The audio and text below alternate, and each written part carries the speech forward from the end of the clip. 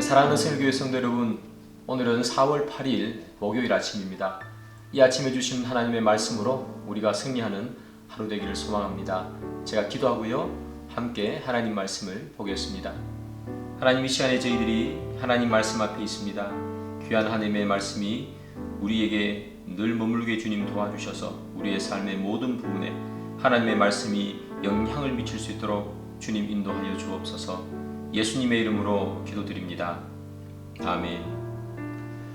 이 시간 함께 보실 하나님의 말씀은 출애굽기 2장 11절부터 25절까지입니다.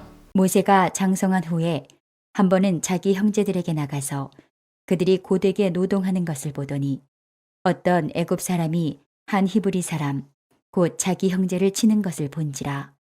좌우를 살펴 사람이 없음을 보고 그 애굽 사람을 쳐 죽여 모래 속에 감추니라. 이튿날 다시 나가니 두 히브리 사람이 서로 싸우는지라. 그 잘못한 사람에게 이르되 내가 어찌하여 동포를 치느냐 하매 그가 이르되 누가 너를 우리를 다스리는 자와 재판관으로 삼았느냐. 내가 애굽 사람을 죽인 것처럼 나도 죽이려느냐. 모세가 두려워하여 이르되 일이 탈로 되었도다.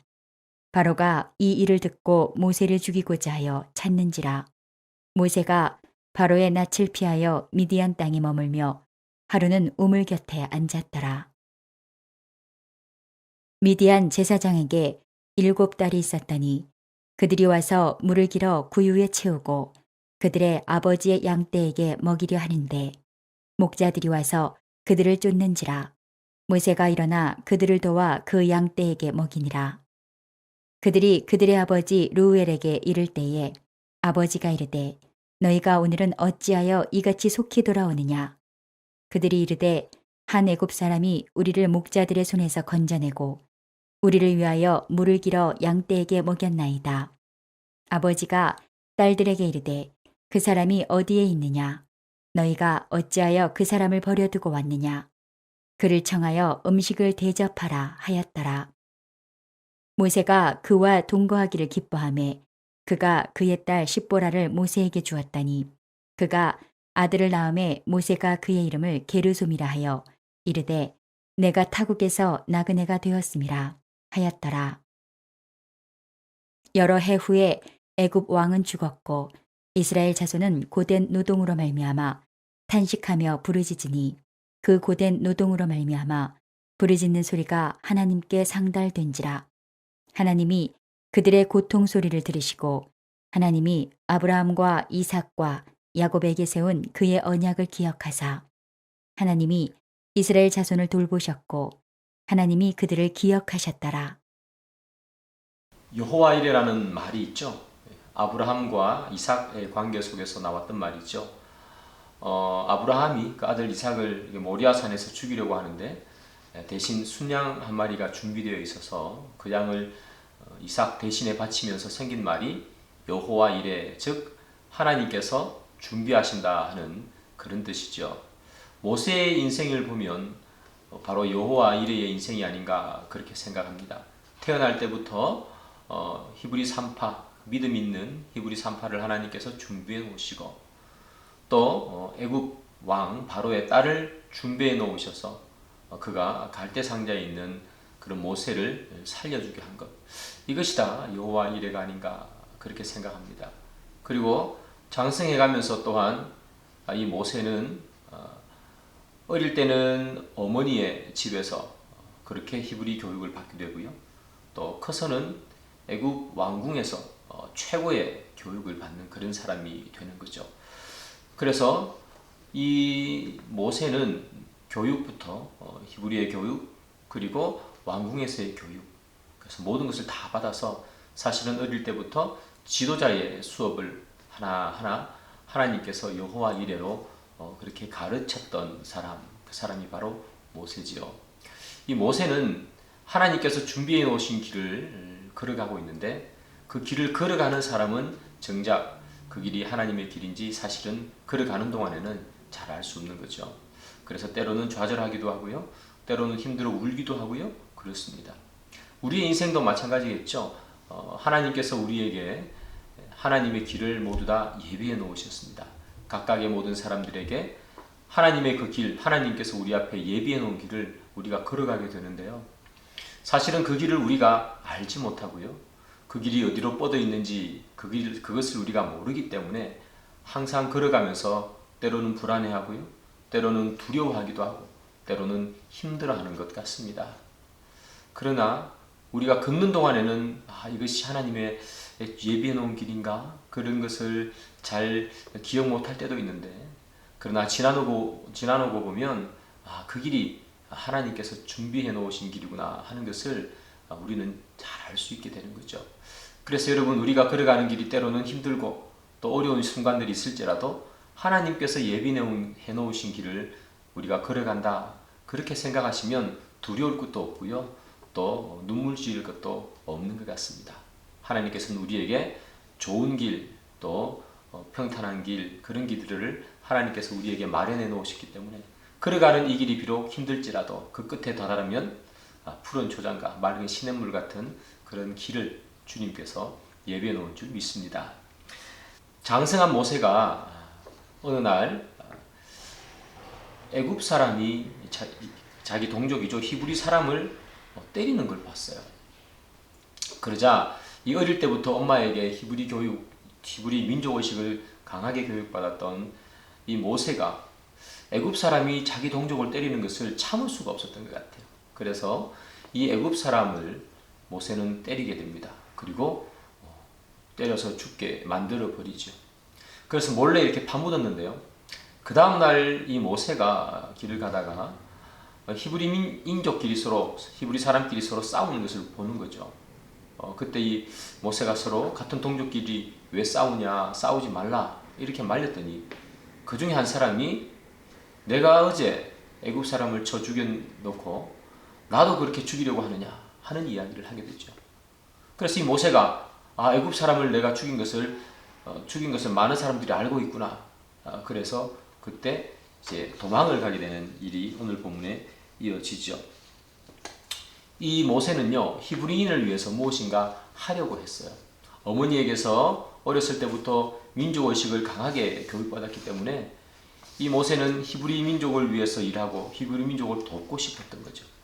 그럼에도 불구하고 문제는 무엇인가 하면 방법과 시기의 문제죠.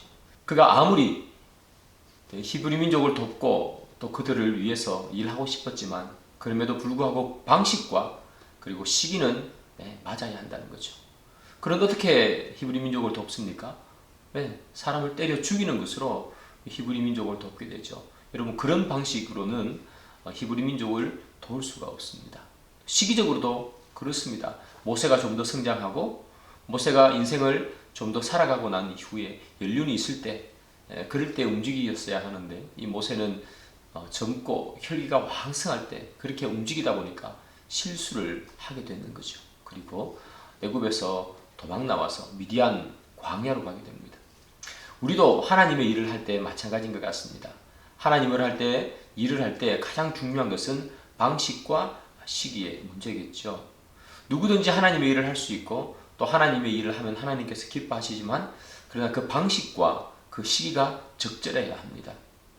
여기 본문에 나오는 이 모세처럼 혈기를 부리고 그리고 자기가 하고 싶은 대로 자기 힘을 다 사용해서 그런 방식으로 일을 해버리면 하나님의 나라의 일은 더욱더 어려워집니다. 하나님의 나라에는 어떤 방식, 어떨 때 일해야 하는가 하면 내 스스로가 죽어져 있을 때, 그리고 하나님의 때가 다가왔을 때, 그때 일을 하는 거죠. 모세처럼 혈기내는 방식으로 일을 해서 해결되는 것은 하나님 나라에서는 없다 하는 것입니다. 우리가 교회에서 일할 때도 마찬가지입니다.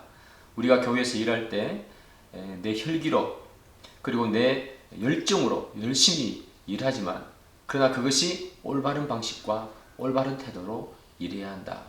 그렇지 않으면 오히려 공동체를 어렵게 만들 수도 있다. 그런 이야기를 드리고 싶습니다. 모세는요, 애굽 사람을 죽인 후에 왕궁을 떠나서 미디안 광야로 그렇게 도망을 갔습니다. 그곳에서 도망을 갔는데요, 우물가에서 십보라라는, 나중에는 자기 아내가 되겠죠, 그 여인을 만나게 돼요. 이 십보라를 포함해서 7 자매가 양떼에게 물을 주기 위해서 우물가에 있는데요, 그 동네에 있는 목자들이 와서 십보라와 7자매에게 다툼을 하게 되었습니다.